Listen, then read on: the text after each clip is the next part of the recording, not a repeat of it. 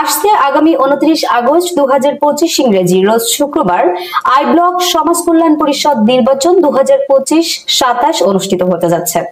উক্ত I block সমাজ কল্যাণ পরিষদ নির্বাচনে সভাপতি পদে প্রার্থী হয়েছেন সমাজসেবামুখী জনসাধারণের নেতা রায়হান মাহমুদ। তিনি আই ব্লকের উন্নয়ন ও কল্যাণে বাস্তব ভিত্তিক নানা প্রতিশ্রুতি তুলে ধরেছেন। প্রচারণার সময় তিনি এলাকাবাসীর উদ্দেশ্যে বলেন, আপনাদের মূল্যবান ভোটে আমাকে বিজয়ী করলে আই ব্লকের প্রতিটি পরিবারকে নিয়ে একটি গ্রিন ও হেলথি সিটি গড়ে তুলব।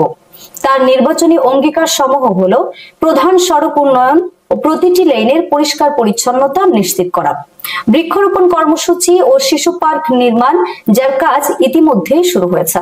সিটি কর্পোরেশনের সহযোগিতায় নিয়মিত ময়লা আবর্জনা অপসারণ ও মশার ঔষধ ছিটানো, সর্বোচ্চ নিরাপত্তার স্বার্থে পুরো এলাকাকে সিসি ক্যামেরার আওতাভুক্ত করা, জনগণের সমস্যার কথা জানতে অভিযোগ বক্স স্থাপন, কিশোর গ্যাং ও মাদক মুক্ত মহল্লা গড়তে কার্যকর পদক্ষেপ গ্রহণ।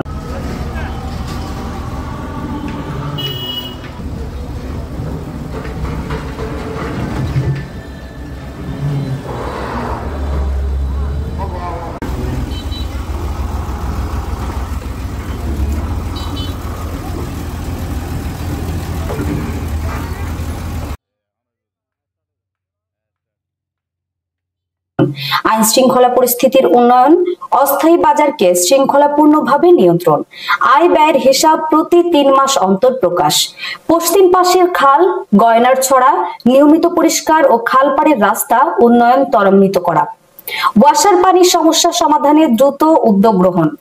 তার প্রচারণায় অংশগ্রহণ করেন সচেতন এলাকাবাসী।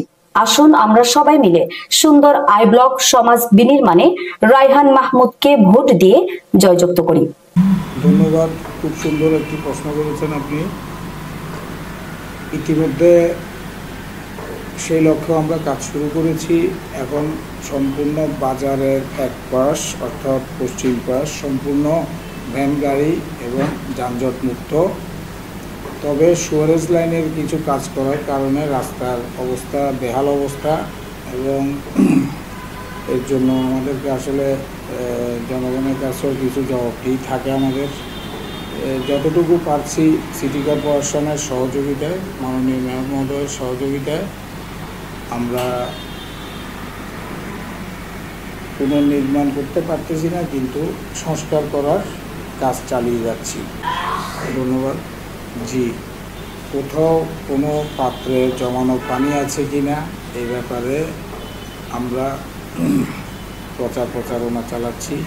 এইসব জমানো পানি থেকে বিভিন্ন রোগ সৃষ্টি হচ্ছে, ম্যালেরিয়া, চিকুনগুনিয়ার মতো ভয়াবহ রোগ তৈরি হচ্ছে, যার কারণে সেখানেও আমরা মাননীয় মেয়র মহোদয়ের আন্তরিকতা এবং যথেষ্ট দেখতে পেয়েছি।